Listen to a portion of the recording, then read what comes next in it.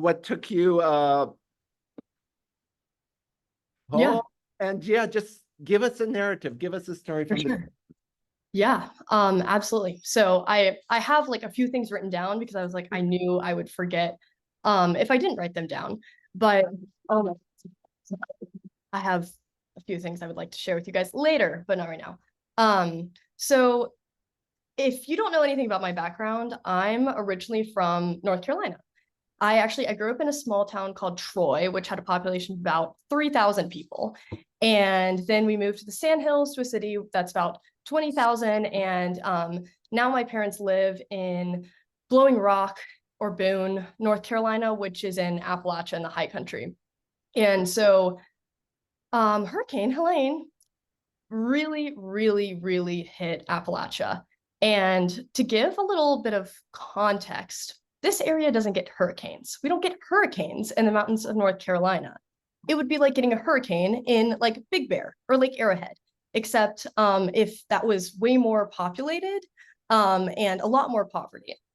And so basically when the hurricane hit, my first concern was, are my parents okay and alive? And turns out they had lost power, internet, etc., along with the entire rest of the county and Western North Carolina. And so they pretty much had no idea what was going on outside of their house for like 3 days.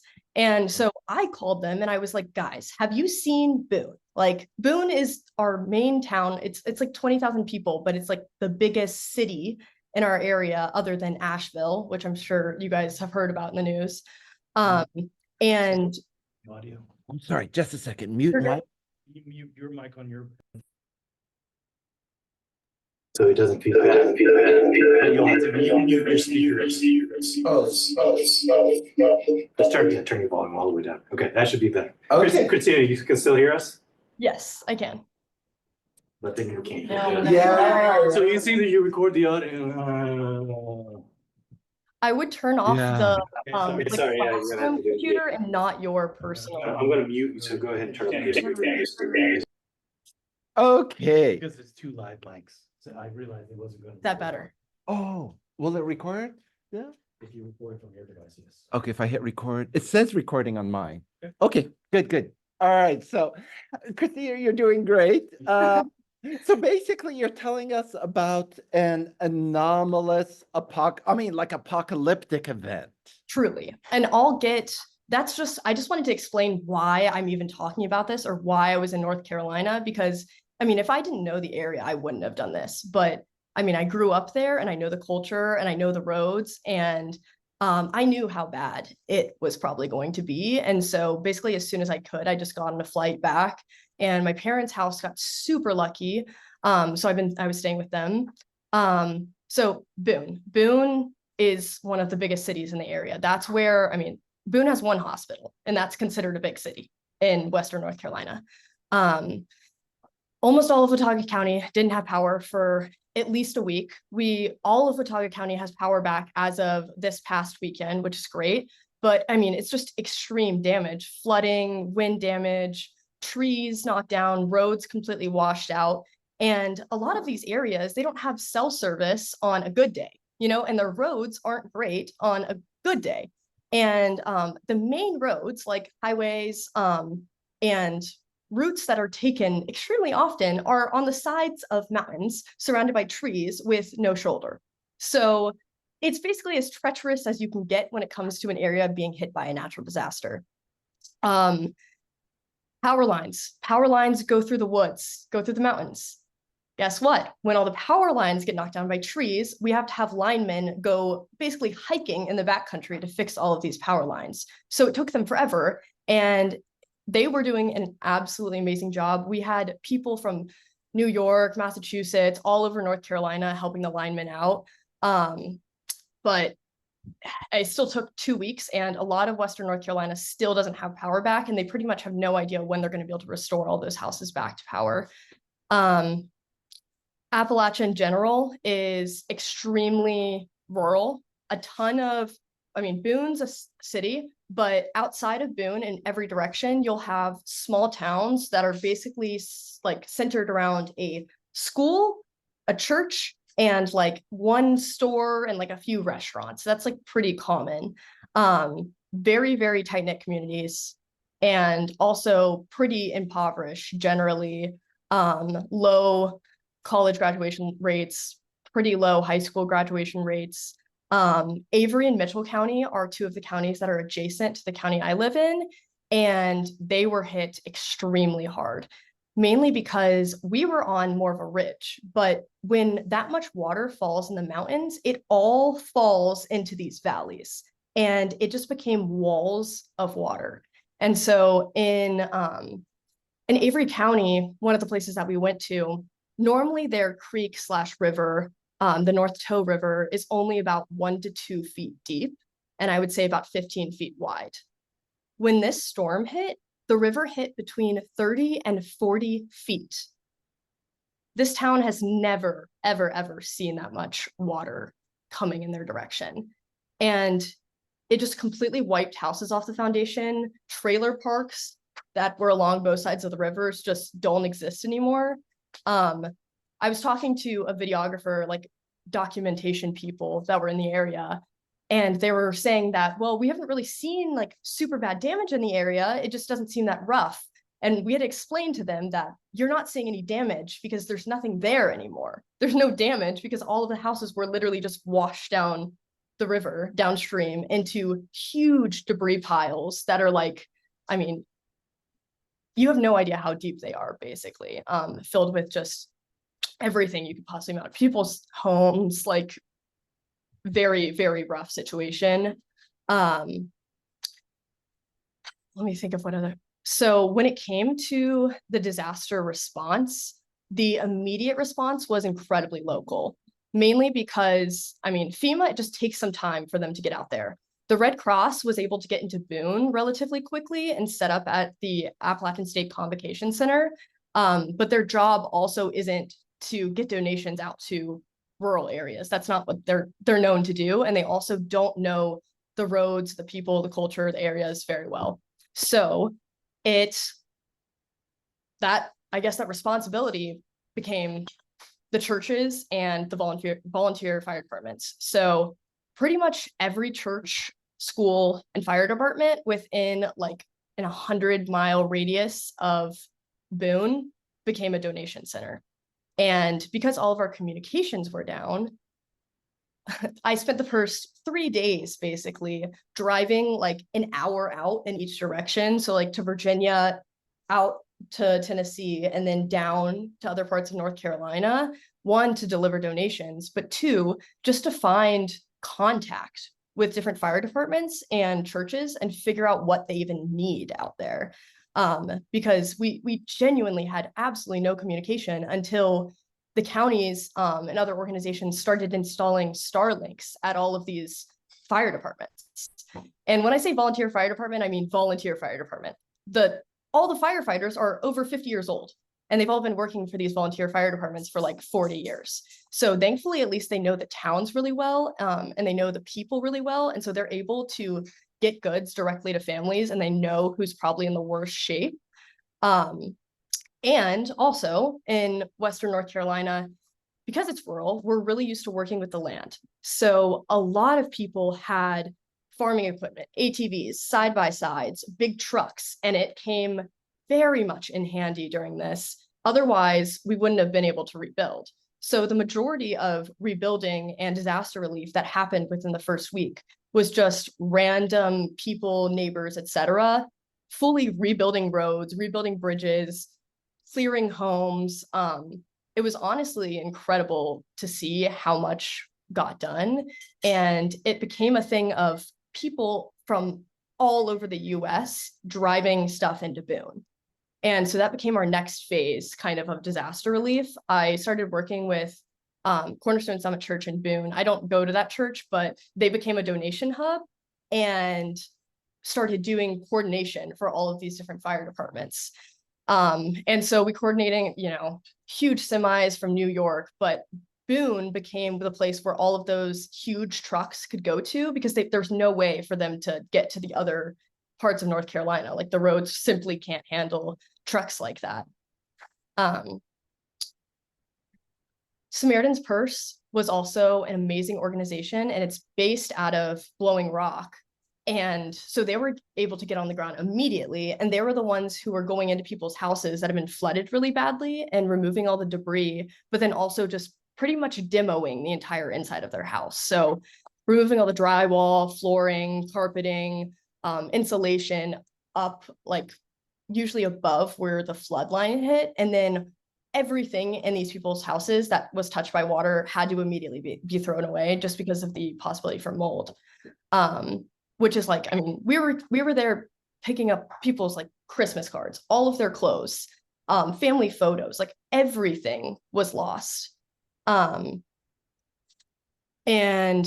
yeah, I mean, the people were the best part about this entire experience. There was people who lost genuinely everything, like their businesses, their homes, family, friends, parts of their neighborhoods and communities. And they were the ones running these donation centers and trying to help others. I didn't hear a single person complain the entire time I was there. And it was almost like, as long as you're alive at this point, you turn around and try to figure out where you're going to help next. Religion in churches has been a pretty important aspect of this disaster response in North Carolina. Religion is, I mean, Christianity is a huge deal. One, to, create hope, but also to create connections within communities. And so churches served a very specific role because they knew exactly who they could get goods out to. People are still really nervous. North Carolina is an open carry state.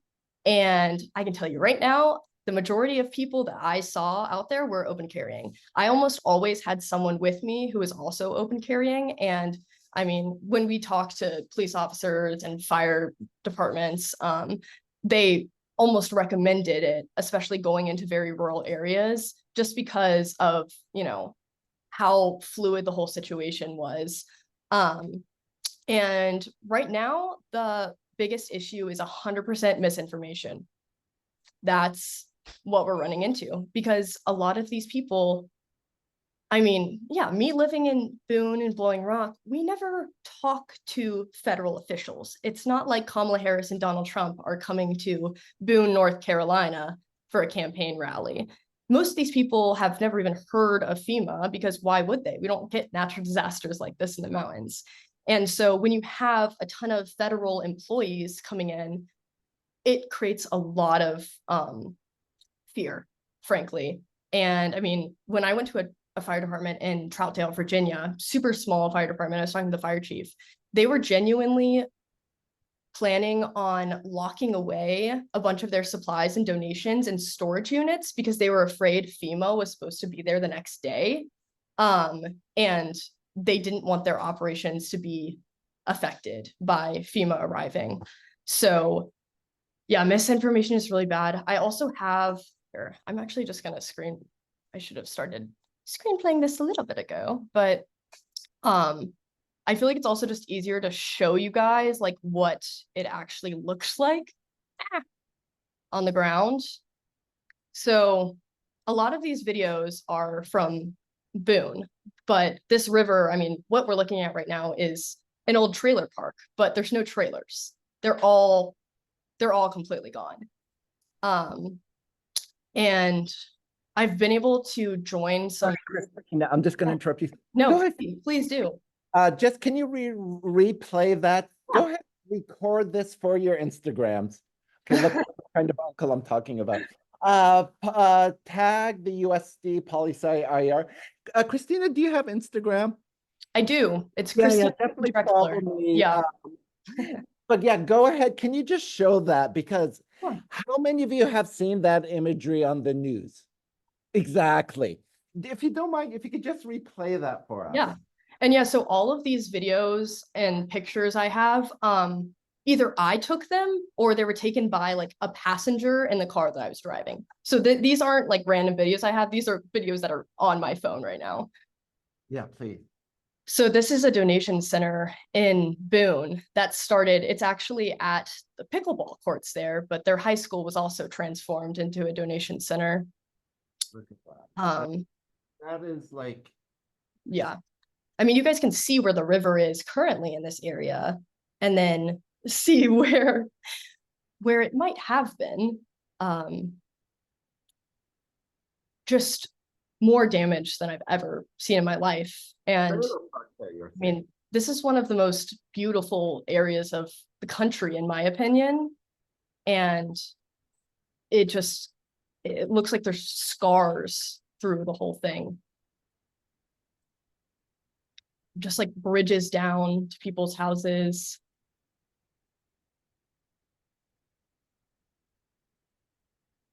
Lots of deterioration throughout the river.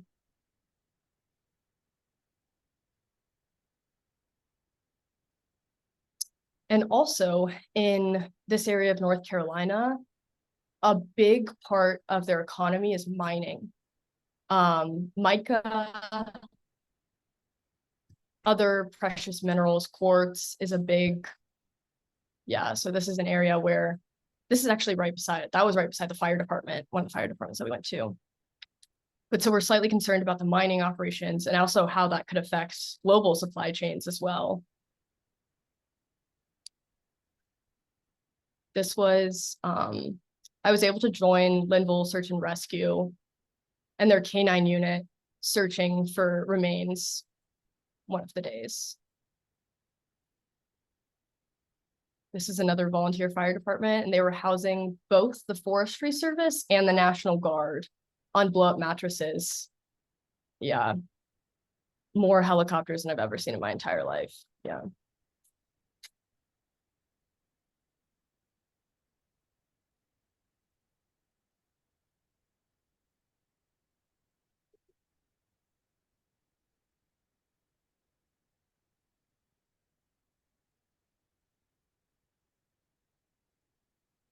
And so right here, you can see the foundations of houses that just don't exist anymore.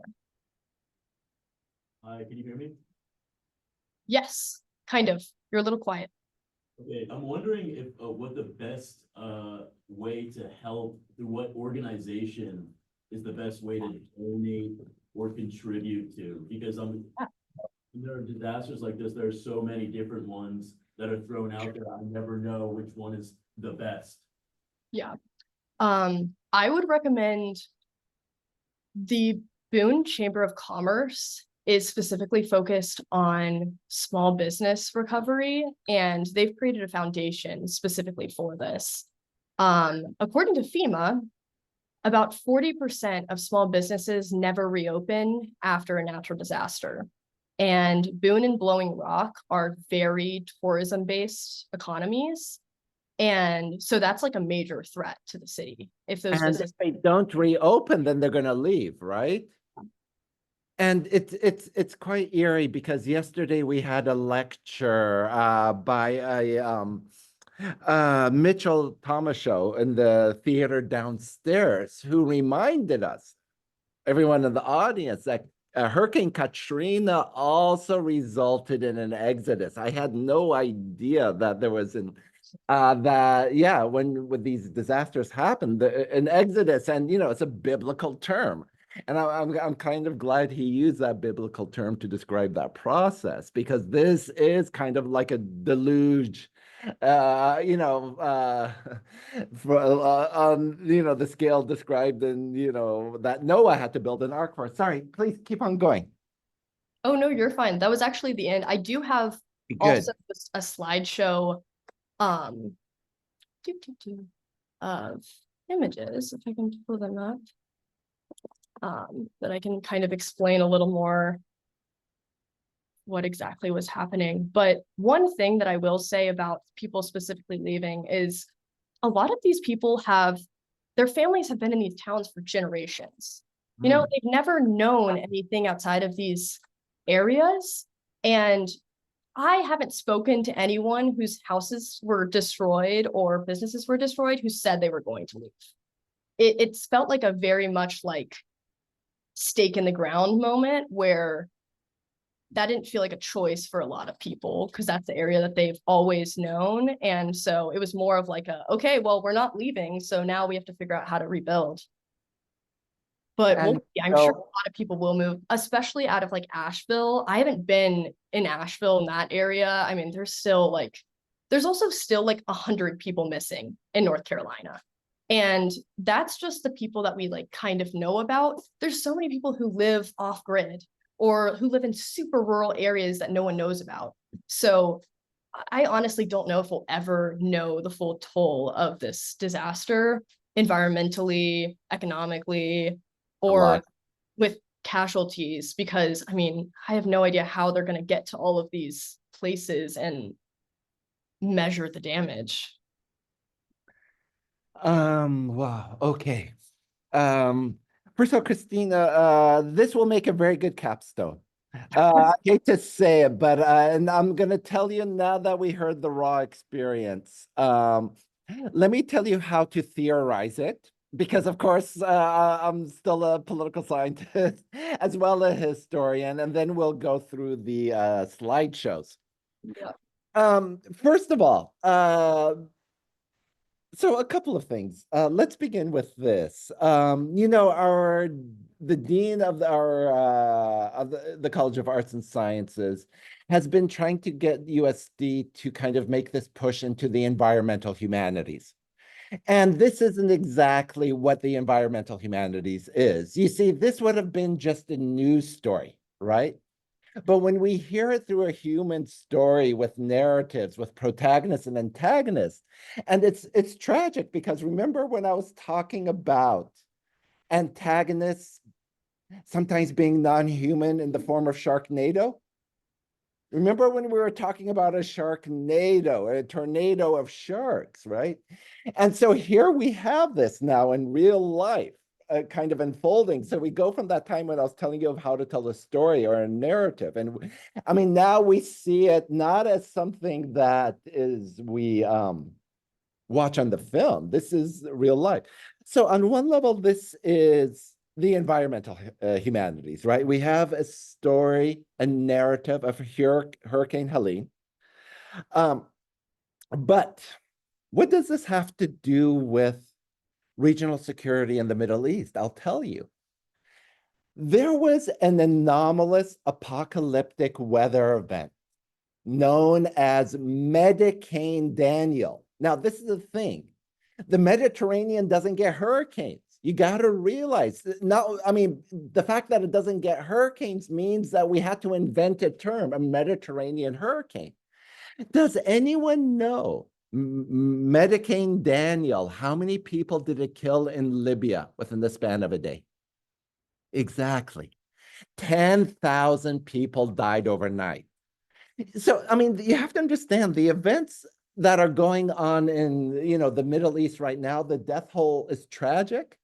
But we also have to realize, we pay attention to tragedies that are usually man-made, okay? But this is the point. I want you to think how this natural disaster got hidden with the news of the fighting going on in the Middle East, got hidden with the news of the electoral cycle. Because when I heard this, I was like, this is just like Medicane Daniel all over again. 10,000 people died. Now, you've seen how many op-eds I've been showing you since we began. I think I've shown you 5, 6. Okay. All human-made political conflicts? No, let's just say it's man-made. It is man-made. There's no need to be gender neutral here. Nobody took my article on Medicane Daniel. Nobody. It was not newsworthy. Okay. Now, it's the same thing with Katrina, right? With Katrina was this. Remember, the infrastructure was overwhelmed by a storm surge, right?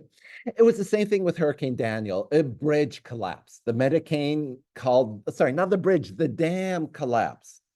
Okay. Why did so many people die overnight? Was because the Medicane caused the water to overflow from a dam. The dam collapsed and it flooded everyone downstream. So it's kind of a man-made conflict. And this is the thing, people knew the dam was weak. It was political infighting due to the Libyan civil war that led to its collapse, you see. Now, this is the thing. I want you to think, and this is what I've been arguing for in the longest time in the international relations literature. You have ready-made forces that could deal with natural disasters. They're military forces. Military forces, in theory, they're ready. You know, when a forest fire breaks out, it's usually military planes that will kind of extinguish it, right? NATO did not come to Libya's aid. Okay. And this is the thing, technically, wouldn't this be like, you know, NATO is a multilateral organization that gets mobilized when one member is attacked. Okay. And technically, the US, couldn't they just say, this is Article 5, we've been attacked? It happened with Hurricane Katrina. Actually, NATO had to be mobilized to deal with Hurricane Katrina. Hypothetically, now we're seeing, you know, you haven't seen any Italian military forces in Boone helping you out, right? But hypothetically, why not? We have these military forces always on standby for conventional conflicts, but why do they not be trained to deal with natural responses? Now, I'm saying this, I'm not like fantasizing. When floods, anomalous floods came to Bosnia, right? NATO was activated. In other words, this is things that military forces can do. It's all just a matter of political will and organization. So, I mean, the minute you told me this, Christina, I said, first of all, I just wanted to give you a voice. That's what environmental humanities do. Now, let's look at the following. Let's theorize the role of the state, you see, in the natural disaster. And I'm recording this because, of course, we had conversations, and based on the chats we had, we generated op-eds. So this is the whole point, is let's talk. Hopefully a transcript will be developed. We're going to write something. Okay. We've done that twice as a collective, right? So let's think about this. So on one level, Mother Nature, okay, is a independent variable, and the way the state reacts is the dependent variable. We cannot control Mother Nature. The way the state reacts is something is in our control. So let's talk about the nature of the state. You have FEMA, the federal level, right? And then you have the local level of the state, the fire department. Okay, both of these are faces of the state. But what do we see? That old-fashioned distrust of federal authority. This is a lot like COVID, okay? And now we get into misinformation. Replace FEMA with the CDC. And there you go. What was the CDC? The federal body. What was everything else? The local reaction, okay? Who can respond more nimbly to disasters like this? Well, this is where civil society comes in. The church is your civil society, you see. And throughout history, if you want to write a history of the Black Death, where do you go to? You go to the church records, because it's the church that always kept track of the people in the vicinity, and nothing has changed, right? The church, so let's look at all the actors in play. We have FEMA. We have the local elements of the state, and all that exists is the fire department, the Chamber of Commerce, and then the civil society is the church, okay? And then you have volunteers like yourself. All right. Now, we don't get natural disasters in Appalachia, right? This is political ecology. And because of that, there is no political infrastructure to help you. You're on your own. You are the periphery. We've seen that. And because you're on the periphery, right? More or less, where is the state and all this? Where, I mean, the minute the state comes, right, you don't feel like a helping hand, right? You feel like distrust. And I'm wondering, you know, this says a lot of political culture and where you are. So basically, I'm writing all of this out because, yeah, this is, I mean, what your experience is going to obviously make a great capstone. And you see, even though you're talking about a small place in the Appalachian Mountains in North Carolina, there's definitely political science here. There's definitely international relations here. Now, I just want to go to that lecture that Mitchell gave. And what is projecting now? It's the camera, not my laptop, right? Okay, so let me just go read. So Mitchell Tomashow, he wrote a book called Bringing the Biosphere Home. And I'm going to give you a book list, right? But look what he wrote. Now, I'm hearing this yesterday before you speak. Okay. Migration will be the most pertinent environmental issue of our time. And this is it. I mean, Christina, you're going to leave, right? I assume after this. But so many of these people have those businesses, right? Now, if this is the case, right?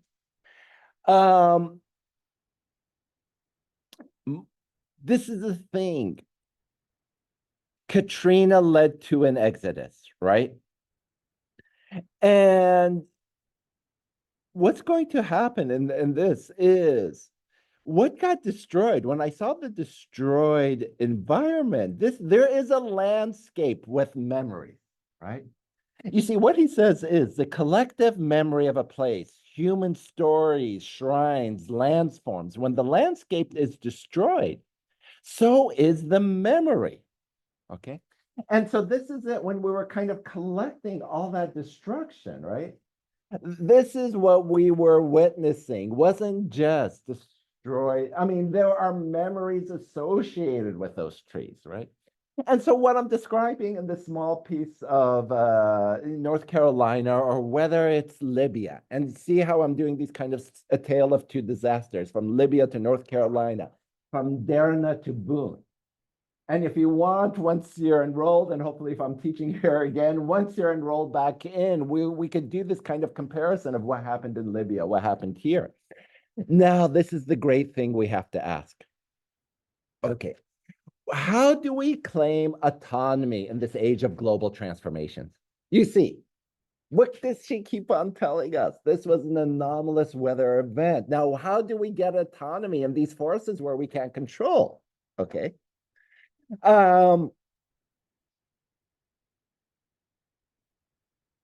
He talked about a planetary emergency, and one of them is changing atmospheric and oceanic circulations. In other words, there was a big story beyond our control that affected the macro, affecting the micro. Okay. So, I promised Mitchell, the one who gave this lecture, that I would record this. I'll show it to him. But this is just the theory, okay? The theory of what's going on. Go ahead, show us, and show us the slideshow, and let's continue the story now. Alrighty. Let me pull it. Give me 1 second.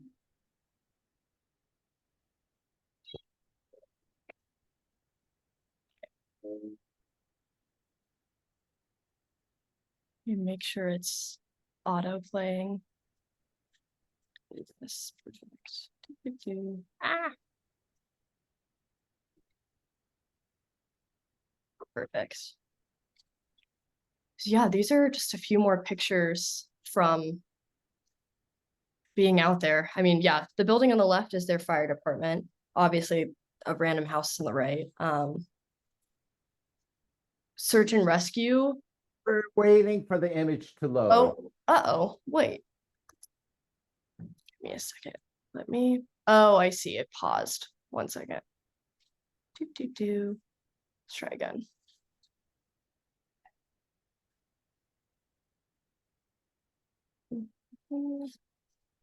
Yeah. Thank you. Excellent. All right, okay. Now we're better position. So yeah, the building on the left is their volunteer fire department, and the bottom of the building was pretty much completely washed out. And what's on the right is people's homes that have come down the river that goes pretty much right behind. It's still loading.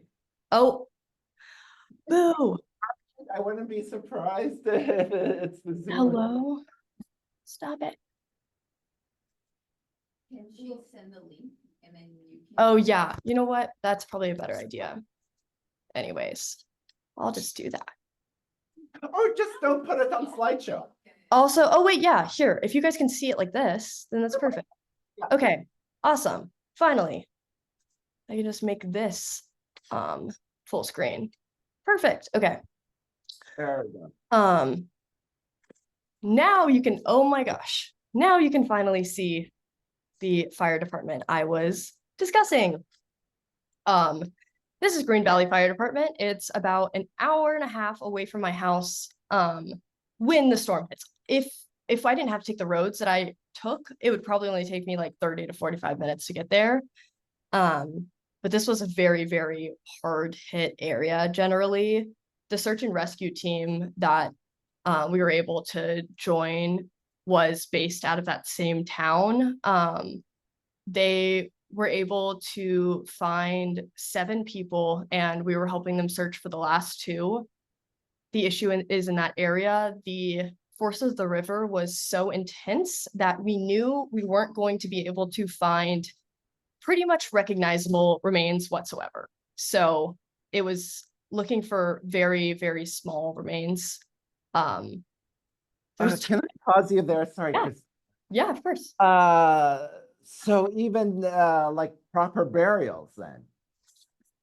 Wow. Okay. So Christina, hopefully, and I'm really hoping this is going to be recording so we could get this. But the fact that there are no remains brings up another tragic form of politics, and this is what we call necropolitics. Okay.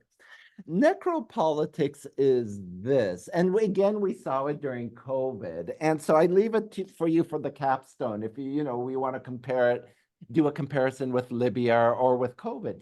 Necropolitics is this. It's basically when a state leaves a population to a certain death. And I had to be reminded of the lack of corpses to realize that if people don't get proper burials, it just brought back this, is that, you're saying neither Trump nor Harris are going to be campaigning here. And the way you read in between the lines of that statement is that's necropolitical, is that we know there's a disaster coming, and pretty much here you have a population left for dead. Okay. The fact that you do nothing and leave a group of people for certain death is a necropolitical death. You're allowing people just a slow, prolonged death.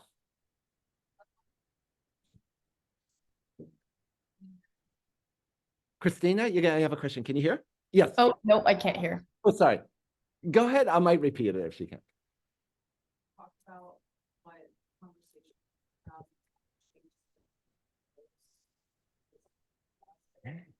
Can you talk about what the conversation around climate change has been like following this disaster? Yeah and no. I mean, climate change isn't exactly the biggest priority for anyone out there right now, even though climate change is like one of the largest driving factors of this disaster. I mean, when you're still trying to pull It was bodies the same in Libya. Sorry to No, talk. you're good. But like genuinely, when you're still trying to pull bodies out of mudslides, no one cares about climate change or the conversation around it. I think that conversation will be more relevant in like a few months when people have the opportunity to just like rebuild their homes. And you also have to think about like, it's such a rural area. These are not the people that are contributing to climate change in the way that cities are. And that's necropolitics as well. The big cities, kind of condemn you to a certain death. You're right. So if that helps, I mean, I've been talking a lot about climate change with like my friends and family who have fared well throughout this, but like talking to locals, I mean, good luck trying to tell them that they should decrease their carbon emissions when their house was just underwater. Sure, exactly. Is there a recognition, though, that climate change was probably why this happened? Can you repeat that? Is there a recognition that climate change is probably why this happened? I would say it depends on who you talk to, and it depends on where you are in North Carolina. Boone has Appalachian State University and is a more liberal area of North Carolina, I would say. And so they're definitely talking about it way more, and like recognize that climate change is definitely a contributing factor to this natural disaster. In other areas, I wouldn't say that they're contributing this to climate change specifically. I think they're just contributing this to being a apocalyptic disaster. Apocalypse, and I use that word on purpose. Yeah, God, divine wrath. And that's all framing away.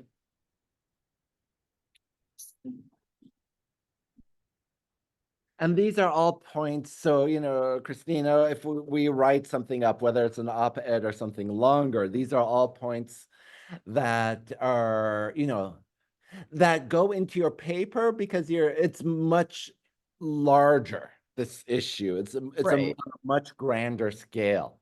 Mhm. I mean, it's a tale of the local, but it's a global local. Right. Okay, very good. Keep on going. Yeah, I'm just kind of going through this was a home that we were helping clean out. This is like 15 minutes from my house. This whole area just got completely flooded. All of these houses are probably, some of them will be condemned, others will just be demolished on the inside. Samaritan's Purse, the organization that I was talking about, they're doing amazing stuff. They're a religious organization, but they focus on disaster response, and they were able to get teams of volunteers out immediately. It was honestly amazing to see. More volunteers helping at Cornerstone Summit Church. I mean, just stuff like this. That's like a farming tractor. And it's upside down, like stuck in the mud, mangled with trees in a field. And you can't even see where the river is in comparison to this. Another church that became a donation center. Yep. Here's some more search and rescue pictures. All the pictures that we took of people, we either got permission for, or we would just avoid taking pictures of people in general. That's one thing that we were like, we don't want to take pictures of people and make them feel like they're being watched at all times. My dad was able to help me with a lot of stuff as well. So at one point we found out that Alta Pass was doing really, really bad, and they were able to clear out the road to their fire department basically the day before we got there. That's how horribly covered up it was. So we brought down like 2 trailers and 4 SUVs full of donations. Just mudslides everywhere, of course. This is the donation center inside Cornerstone Summit. Oh, this was something that I thought was really interesting. So with communications being really, really difficult throughout Appalachia, the ways that we were able to respond to this disaster were literally just texting and Facebook. That's the only way. And so, I mean, you can see these are people that I was talking to, and it's like, ask for Kelly at River Girl and Todd. Like, you can drive down these random back roads and you might be able to find a way to get there. And that was what we did for just days after days. It was just responding to people on Facebook. Is that because of the Starlink that you're able to have Facebook access? So what would happen is people in these areas that don't have internet access would drive out to an area that does, and then they would post on Facebook. So that was like what we would do before the Starlinks came. Oh, okay, but who brought the Starlink? How did this? I mean, this is also, I mean, it's great advertising for Elon Musk. But I mean, and here we have the other, the other non-state actor is, the SpaceX network. Yeah, so from what I know Elon Musk was airdropping Starlinks, but also I think the counties were providing them as well. Okay. So the county level, excellent. Mm. Excellent. Okay, sorry, keep on going. No, you're good. And yeah, so you can tell it's a very rural area when they can post all of the fire departments and all of their chiefs' numbers on Facebook just for people to use. And I mean, like, I've never had more police officers, churches, and fire chiefs' numbers on my phone than I do now. It's like, yeah, it's interesting. And this is the last pic I have in the slide. This is from Riverside Elementary, which is attached to that Green Valley Fire Department that I was talking about. Most of the people in this community live in trailers and houses that were destroyed. And the woman who was running this entire department or entire donation center for a week lost her home and she lost her entire business. And she was running the whole thing without any experience in disaster management, volunteer management, donation management. So I think it's a pretty cool thing to see how quickly people can be resourceful and use their like community-based knowledge to make stuff like this happen. It's resilience as Yeah. well. It's resourceful, and I think this is the other way to frame it. It's, I mean, you suffer that trauma and that you have this kind of resilience, which is amazing. And thank you for sharing this. I mean, I really wanted to give you a voice when you sent me that email. And this is just some advice for you and for anyone in this class, because when the invasion of Lebanon happened, this is what I was telling Lebanese students, is one, the thing is, right now you're probably all in shock mode, but in the downtimes that you have, one way of absorbing trauma is, and look at the word I'm using, absorbing trauma, is writing about it. Okay. Don't worry. And this is the exercise. And this goes for Christina, you, any of your colleagues, friends, that you townspeople, and for everyone here. One way of dealing with trauma is just simply writing it out. When I say writing it out, not on this machine, but like literally writing it out. Don't worry about grammar. Don't worry about punctuation, because what we don't realize, what causes trauma is, I mean, you have the actual events, but a good part of the trauma are the secrets, what we don't want the outside world to see. It's the actual suppression that causes us the pain. It's the actual, it's the trauma is traumatic, but then the suppression of the trauma only compounds the harm it does to us. Okay.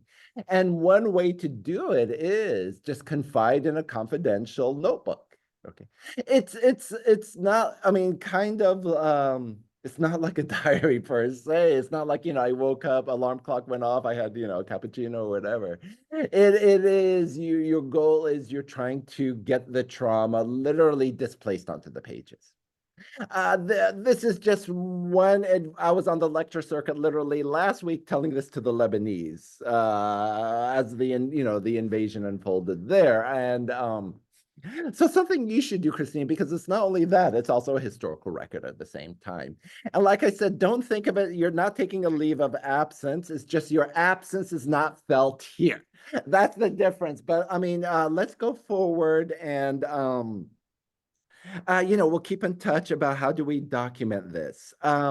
So I know, it's late over there, but what I'm going to do is the next lecture, I'm going to teach everyone about how to do the op-ed assignment. Do you want to stay to learn how to do that? Otherwise, hopefully, as I'm a recording,